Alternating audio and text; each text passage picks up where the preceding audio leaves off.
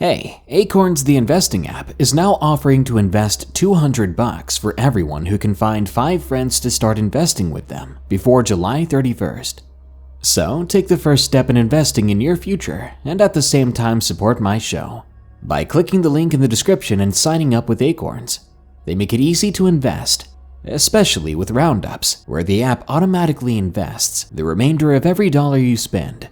Buy a bag of Funyuns for $1.75 and they'll automatically invest 25 cents from your account. So click that link and invest in your future.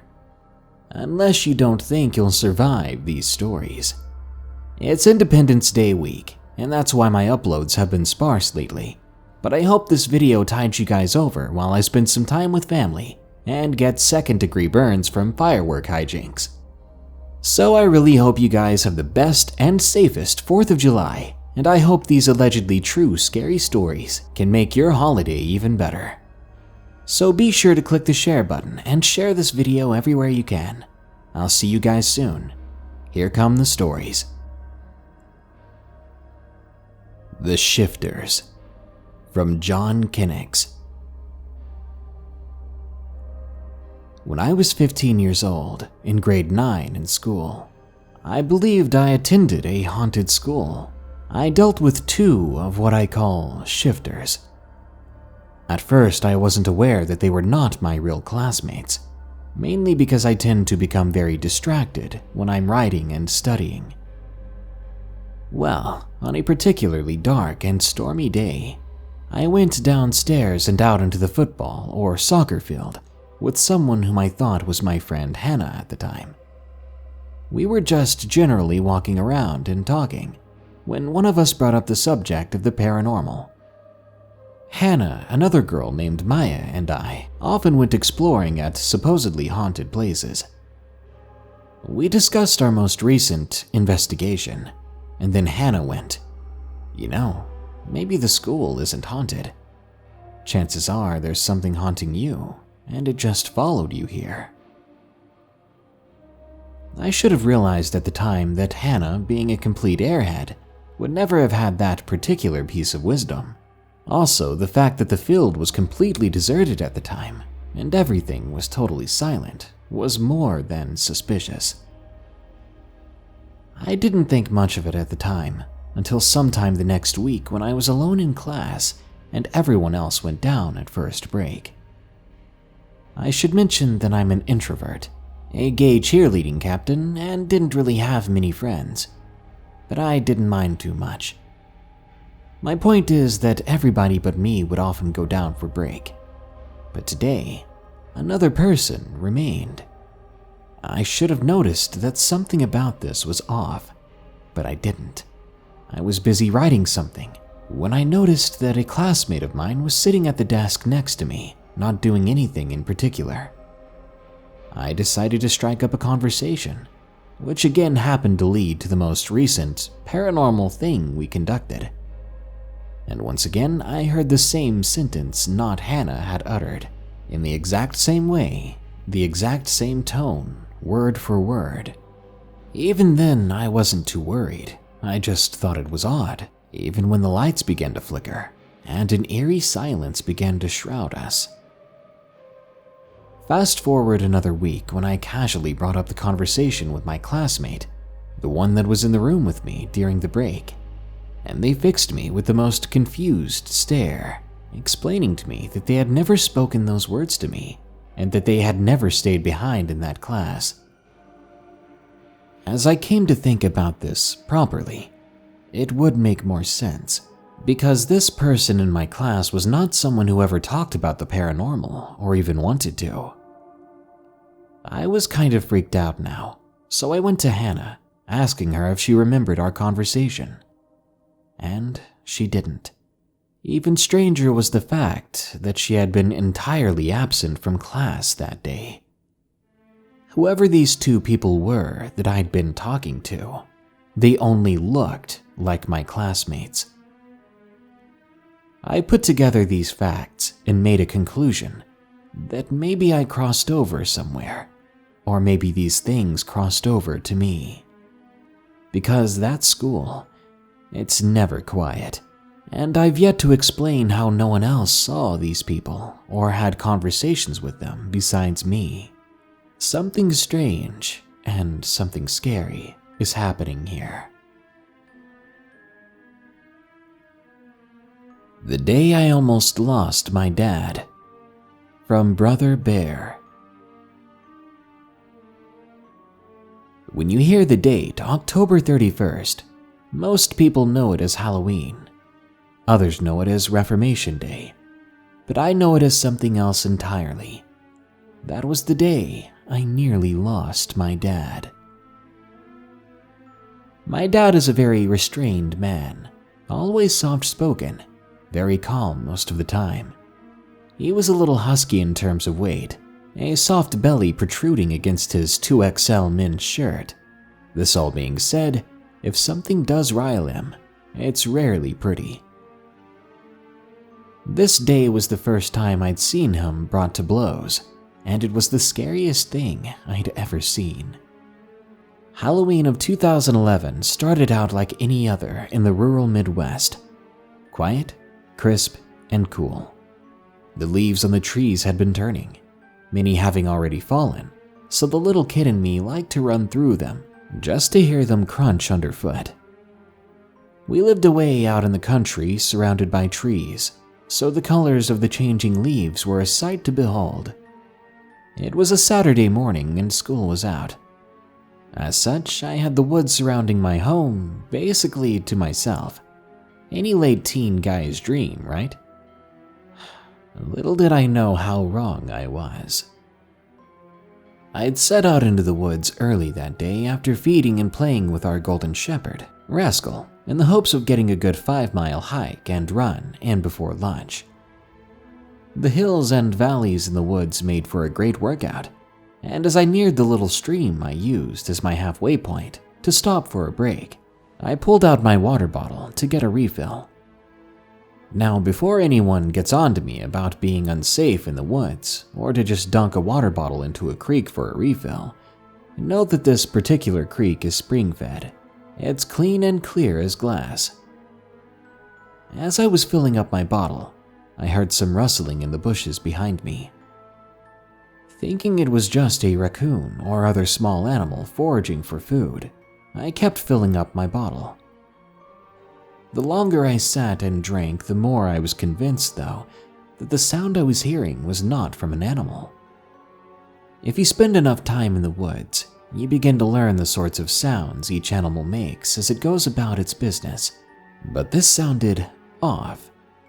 I cut my break short, took a short whiz at a nearby tree, then I started back towards the house. As I got close to home, there was a dense patch in the forest with a narrow segment of trail leading to the trailhead. My gut nodded and red flags began to flare up. I wasn't safe here, and I had to get out. I was about halfway through the patch and beginning to feel claustrophobic, but I could now see the trailhead. Yet, all of a sudden, out of seemingly nowhere, I hear the soft and eerie tune of "Pop Goes the Weasel" being whistled somewhere. Then from the trees, 4 strange men step out, each holding something in their hands. Afraid and looking closer, I came to the horrifying conclusion that they were carrying 2 K-bar knives, and 2 of them had 9mm pistols. Why they needed those, I had no idea. It was then that I realized how vulnerable I was out there in the woods. The view of my own home was still blocked by the trees, and all 4 of the creepy men began to walk towards me. I was surrounded, the oldest tree in the woods at my back, and these creeps in front of me. I started sobbing. I had no idea what these men wanted, but with those sinister looks and their wordless aggression, it couldn't be good. Rascal must have heard me crying, because all of a sudden, one of the men screamed as Rascal jumped and bit him in the shoulder, pulling him to the ground. My dad was right behind him too, and in the blink of an eye, my dad's fist collided with the jaw of one of the creeps, sending him to the ground as well. And from the looks of it, His lower jaw had popped out of place. The other two tried to get to my dad, and as they went for him, Rascal bit down on my pant leg and began to yank at me, trying to pull me away. He must have been trying to get me to safety. I knew this even through my fear-riddled mind. I ran as I'd never run before, attempting to reach the assumed safety of my own yard and house. As Rascal and I reached our yard, I heard something that made my heart stop dead. Cries of pain coming from behind me where my dad was, and I couldn't be sure if it was our attackers or my father. There was the sound of groaning and rocks being thrown and crushed, and then I heard my father bellow with anger and intensity, a wordless threat and challenge to our attackers. Rascal once again began to tug at my pant leg, but I didn't budge. I was horrified at the thought of what could happen to my father. I watched my dad slamming into the men, punching them with such force. Adrenaline consumed him as even all those men had trouble handling him. I dreaded that one of them might raise one of the pistols, and I would hear a banging sound, and I would never hear my father again. But for some reason, they did not use their pistols. Maybe they were afraid of getting into more trouble than they had planned. Maybe those pistols were just an empty threat and weren't even loaded. Whatever was the case, they did not use those on my father. But what they did do was stab him multiple times in the back. But my dad behaved like he didn't feel it, continuing to attack the men until each and every one of them were bloodied and bruised and terrified. Those that could ran off in the forest, and those that couldn't stumbled away and hoped my dad wouldn't follow. My dad, though, once they were out of sight, collapsed to the ground from blood loss. I screamed louder than I ever had before. I was scared when the men appeared, but this level of fear was something else entirely. Fear of losing one of the people I loved most in the world. I ran to him as Rascal gave chase, but I didn't care. I was in tears, and rightly so. I pulled out my phone to call for an ambulance. I didn't touch the knife in my dad's back that was still there, as I knew about cops and fingerprints at the time. Besides, I had heard that you shouldn't pull weapons out of people with injuries like this, as you could accidentally make it much worse. I waited desperately, every second feeling like a new eternity. Dad rolled onto his side. His face was contorted in pain, but he took one look at my face, which I'm sure was red and moist with tears, and his softened. He tried to smile and tried to talk, but nothing came out, save for a half cough.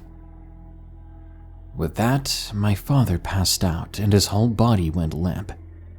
I remember thinking that he died then and there. I curled up next to him, letting everything out that I had. I cried until everything went black. Maybe I fainted, maybe I fell asleep, but when I woke up, I was in a hospital emergency room. I was fine, and I soon found out that my dad was okay too. We had managed to stop the bleeding in time, but I was quite disturbed upon learning how close he had come to passing away. I can only hope and pray that something like this never happens again, because I doubt I'd be able to handle it. I'm so thankful for my father, and I'm thankful he was there in time. The Whispering Ghost, from Amber 1234. I live in England, and I've had a lot of weird, ghostly experiences. Let me explain one of my mom's first. My mom was getting ready for bed one night. She was laid in bed just relaxing until she heard her bedroom door open. Thinking that it may have been the air pressure or even one of the kids, she ignored it. But then she heard a voice. "Mom, Mom, wake up." She opened her eyes and sat up because she thought the voice sounded a lot like mine. but she saw that I was not in her room, and when she went to check on me, I was still in my bed, fast asleep. My mom shrugged it off before trying to go to bed again. She closed her eyes, but then immediately felt as if something was breathing down her neck. "Mom, Mom," she sat up quickly again, looking around her, now afraid and confused. Once more she saw nothing. She went to ignore it until her radio began crackling by itself and then turned off. This was odd because the batteries were fresh in the radio. My mom then couldn't sleep, so she got up, and at the time I heard a bang from my room. I woke up scared before running to my mom to get her. I walked out of my room and I saw her. She told me what had been happening to her, and it only made me feel more nervous, as if someone was with us, watching us. I walked back to my room and waited for my mom to come too, but before she entered, I remember becoming instantly so tired. I closed my eyes for a moment, but I was fully asleep in no time, before I suddenly woke up to the sound of Amber. Amber. Hey, Amber, come on. I opened my eyes and looked around, shocked. It sounded like a man's voice, but for some reason, the voice was kind of comforting. My mom then finally came in and told me what happened to her in fuller detail. I then had this horrible feeling come over me that there were several other people in our room. I swallowed hard, but I couldn't help but start crying. My mother asked me what was wrong and reminded me that there was nothing to be afraid of, but I responded, "There's someone in the room with us." She nodded and looked around the room before saying, "If anyone's here, please leave. You're making us feel scared." I continued to cry because I felt guilty for whatever reason. I jumped out of my skin when the door handle began to wiggle, and then silence overcame the room. After a while, I was able to calm down again. I swallowed nervously and wiped my eyes. Sometimes I can just feel bad for no reason. "Do you think they're angry at us?" I asked my mother. She shook her head at me and rubbed my back. "Of course not, sweetie." I settled down a bit more, but was still tense. My mom and I came to the conclusion that maybe it was my brother, my late brother, talking to us, and I felt comforted by that. A few weeks later, my mother and I were hanging out with our friend Joe. They were talking about decorations because Joe is a builder. But suddenly Joe goes quiet and looks at us with furrowed eyebrows. "Is there someone upstairs?" he asks. My mother looks confused and shakes her head. She says, "Why?" But he cut her off and said, "Be quiet, listen." We did as he told us. That's when we heard these footsteps pacing up and down the hallway, which was supposed to be empty. From my room, then to my other brother's room, they went back and forth. My mom then explained to Joe in a whisper that if anyone even wanted to break in upstairs, they would have had to make quite a bit of noise because everything was locked down. I was growing nervous as the footsteps grew louder, closer even. My mom then rushed to the steps and shouted up the stairs, "Hello?" Suddenly, the footsteps ran into my room, and then everything went quiet. We all exchanged glances, confused glances. "That wasn't my imagination, right?" Joe said with a chuckle. My mom agreed and I nodded. A few minutes later, Joe went upstairs to make sure everything was fine. I checked my room too, and everything seemed normal, but something did catch my eye. There was a wet footprint on the ground. I looked at Joe's feet, but it wasn't his because Joe's feet were much larger, and these footprints were size 5 in shoe size. Whoever that footprint belonged to, they were young, a child perhaps. Something is up in Mohican, Ohio. From Another French Surrender. I live in a small town in northeast Ohio. I was born in Worcester Hospital, but moved a few years later to Denver, then Cleveland, then Columbus, but then into where I live now with my grandparents and uncle. My grandparents and I were going to do a guys' night out kind of thing, because my mom, grandma, and aunt lived there too. This was in 2010. I was maybe 6 years old. So we went camping for 3 days at Mohican, which was absolutely beautiful. We had all the essentials like food, water, fishing stuff, extra clothes, mud boots, a big hunting knife, and of course bear mace. We got the tent all set up and started cooking some steaks, which my grandpa cooked amazingly like always. But the whole time, I felt weird, like someone was watching us. We were at the bank of the river with trees on 3 sides of us, so I thought it was a squirrel, a rabbit, or a raccoon, which I always thought was cute anyway. That first night was strange. I could hear movement around our campsite over my grandpa's loud snoring, and when we got up the next day, we found footprints. My grandpa said it was coyotes, which he was old and wise, so I believed him. The following night, I heard howling, not like a wolf or coyote, but something else, followed by scratching noises. We went fishing later, but out of nowhere, everything around us just went quiet. My grandpa told me then to pack up the supplies and get back to camp. We did what he said, and when we were back at camp, we packed up anyway to go home, getting everything back into the Suburban. I asked Grandpa why we had to leave early. He bent down and told me that the forest only goes quiet like that when something especially mean is about. We left and only stopped once to get some snacks at a gas station. I remember back in the 3rd grade, I did some research when thinking about this event again. I looked up wolves, coyotes, and all the sort of creatures I thought I heard or saw that day. But not a single one of their noises matched what I heard, and none of their footprints was anywhere near the same as the ones I saw on our campsite. Not to mention, when I asked my grandpa what was out there that day, he remembers the camping trip very clearly, but he tells me not to worry about it.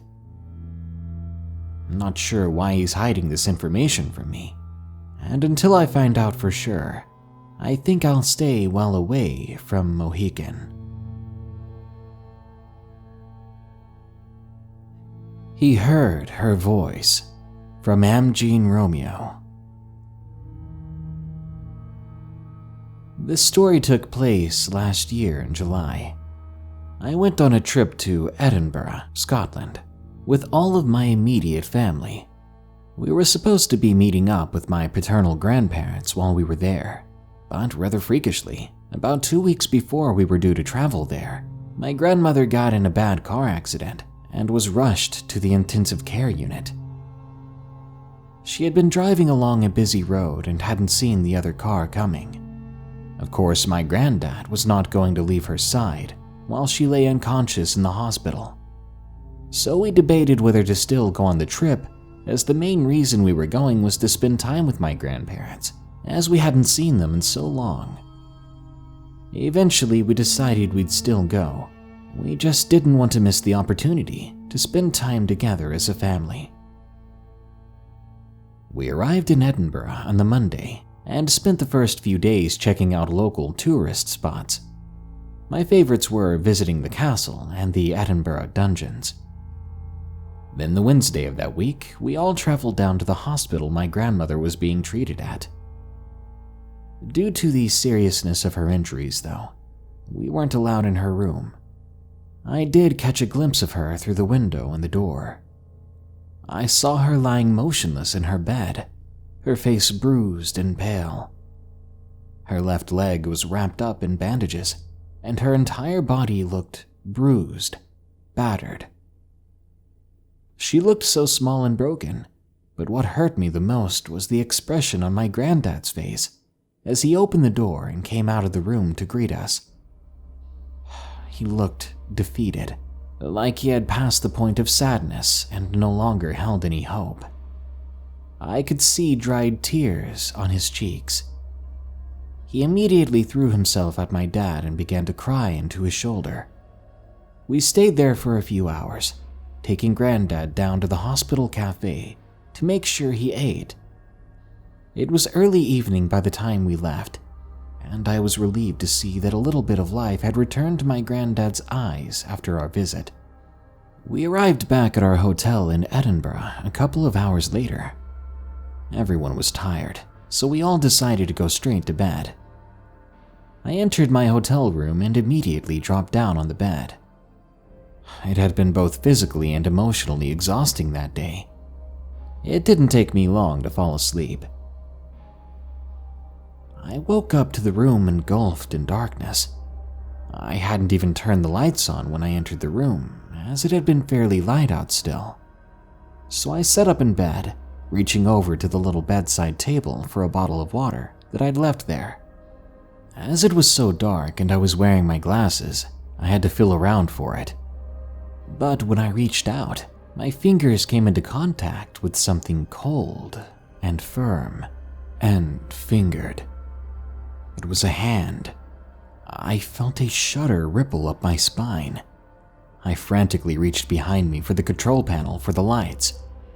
Once I found the button, the lights came on and I came face to face with a figure. The figure of my grandmother crouched next to my bed. No sound escaped me as I stared at her.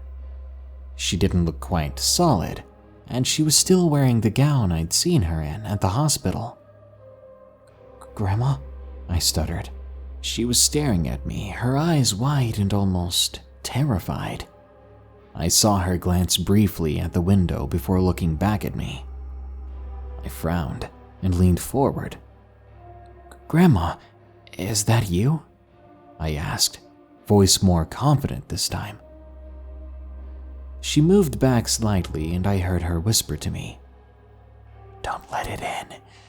Please keep it away. I'm scared. Where's Pete? I want Pete. Where's my Pete? Pete will protect me. Pete will keep it away." I frowned at her in confusion. What in the world was she talking about? Let what in? Pete was my granddad's name. What did she need him to protect her from, exactly? She looked again to the window. Clearly seeing something there that I could not, she screamed and bolted from the room into the bathroom. I'd never seen my grandma move so fast. She'd always had problems with her knees, so how she moved like that, I couldn't explain it. I got out of bed and walked to the bathroom door. I hesitated, still scared, before pushing the door open. My grandma wasn't there anymore.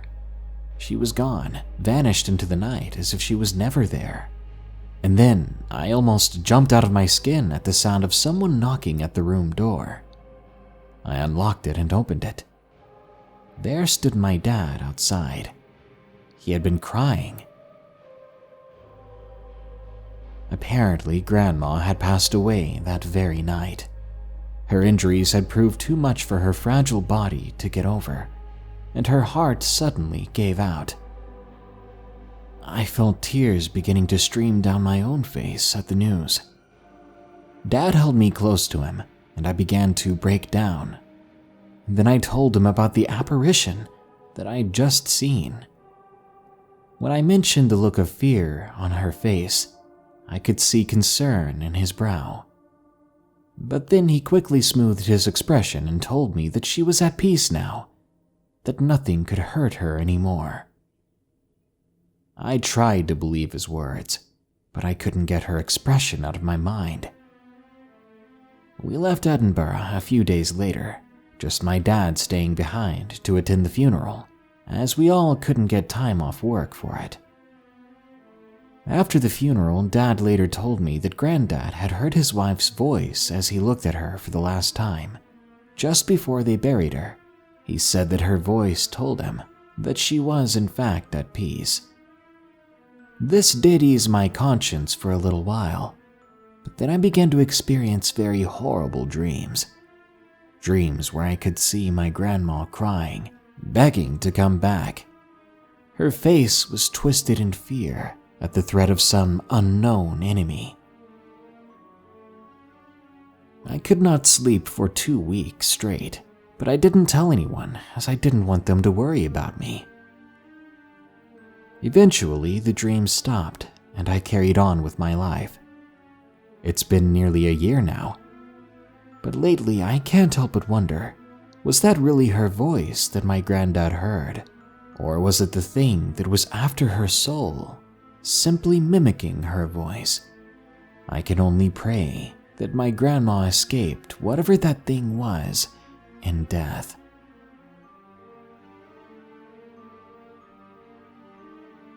Everyone wonders what happens after we die. Some believe we are judged and given our just rewards or punishments. Some think we cease to exist at all, that everything beyond will be nothing but darkness. But then there are those disturbed few of us that fear that death is only the beginning of our torment. Good night. If you enjoyed this episode of Darkness Prevails, be sure to like, share, comment, and subscribe. If you have a story of your own, be sure to share it with us at darkstories.org or darknessprevails.org/submit.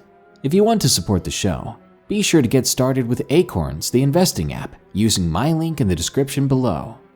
Or donate on my Patreon. Or think about getting some awesome creepy merchandise at my merch store. All those links are below. Now, as usual, here are my 5 favorite early comments from the previous video, titled State and National Park Horror Stories. Thomas Darwin says, "I'm not scared at all. Nah."